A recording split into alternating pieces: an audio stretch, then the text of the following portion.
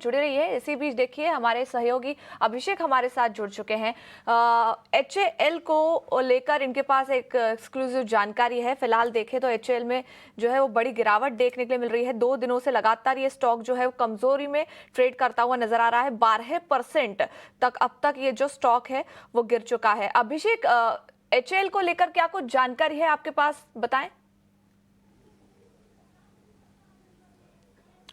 देखिए, HAL में गिरावट की वजह यह है कि सरकार के एक बहुत ही अहम महत्वाकांक्षी डिफेंस प्रोग्राम के लिए कंपनी को शॉर्टलिस्ट नहीं किया गया है और इस प्रोग्राम का नाम है AMCA यानी कि advanced multi role combat aircraft programme.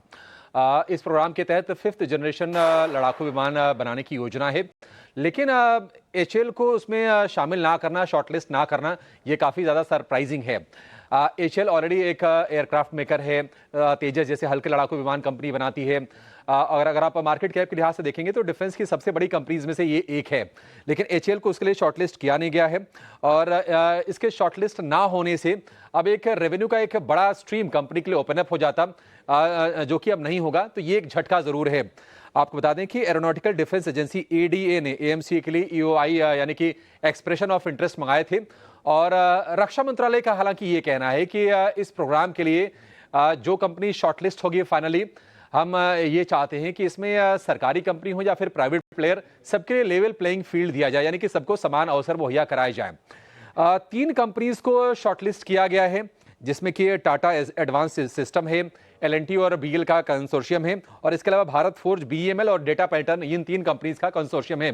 तो ये 3 दावेदार हैं, इनकी शॉर्टलिस्टिंग हुई है और तीनों में से अगर आप देखेंगे तो टाटा एडवांस सिस्टम के पास ही फिलहाल असेंबली लाइन है, बाकी कंपनीज को प्रिपेयर करना पड़ेगा। अब HAL रेस से बाहर क्यों ही है, तमाम लोग ये सवाल पूछ रहे हैं कि सरकारी कंपनी जिसके पास एक्सपर्टीज भी है, आखिर उसको इसमें शामिल क्यों नहीं किया गया है। तो इसकी बड़ी वजह यह है कि HAL के पास ऑलरेडी काफी ज्यादा बड़ा ऑर्डर बुक है। 2.5 लाख करोड़ रुपए के इनके पास ऑर्डर हैं और पहले इनको सेना के लिए 156 लाइट कॉम्बैट हेलीकॉप्टर्स बनाने हैं और इसकी डिलीवरी भी की जानी है। 29 जनवरी को पिछले महीने ही इन्होंने पवन हंस के साथ एक डील की थी 10 ध्रुव NG हेलीकॉप्टर बनाने के लिए और सरकार ये चाहती है कि HAL के अलावा देश में एक और असेंबली लाइन होनी चाहिए जहां पर लड़ाकू विमानों का निर्माण किया जा सके। तो ये कुछ रीजंस रहे हैं जिसके चलते HAL को इसमें से बाहर रखा गया है और कोई वजह नहीं है।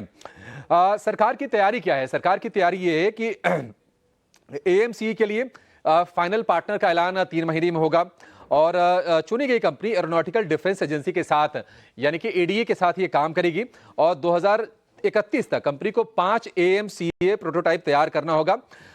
रक्षा मंत्रालय ने प्रोजेक्ट के लिए शुरुआती जो आवंटन रखा है वो रखा है 15,000 करोड़ रुपए का और एक बार जब सरकार के साथ जब फाइनल हो जाता है तो टेस्टिंग के बाद वायुसेना से लगभग 120 लाखों विमानों के लिए ऑर्डर मिलेंगे।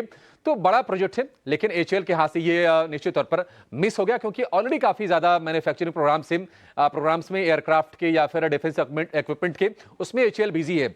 अगर हम शेयर की चाल की बात करें तो महीने भर में 11% नेगेटिव है और 2 दिन में ही गिरावट ये ज्यादातर आ गई है। अगर आप 2026 में अब तक देखेंगे तो करीब करीब 0.9% नीचे है, 6 महीने में 12% नीचे है, साल भर में देखेंगे आप नेट सिर्फ 5%, यानी कि निफ्टी के मुकाबले भी कंपनी ने कमजोर प्रदर्शन करके दिया है। प्रीवियसली 23-24 में बहुत शानदार रिटर्न्स हमने देखा था कि तमाम डिफेंस कंपनीज ने बना के दिए थे, लेकिन HAL थोड़ी लगाड़ रही है पिछले साल भर में और अभी जो रीसेंट जो न्यूज है AMCA प्रोग्राम को लेकर वो एक झटके के तौर पर देखा जा रहा है। हालांकि सरकार की सोच ये है कि पैरेलली एक और असेंबली लाइन बनाया जाए डिफेंस एयरक्राफ्ट के लिए, फाइटर जेट्स के लिए।